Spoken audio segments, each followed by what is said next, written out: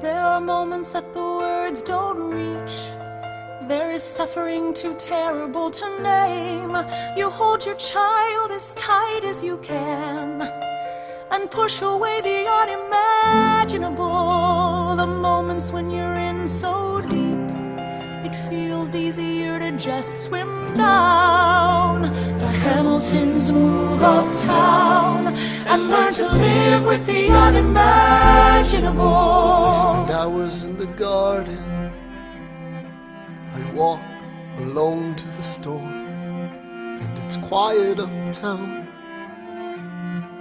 I never liked the quiet before. I take the children to church on Sunday, a sign of the cross at the door, and I pray. That never used to happen before.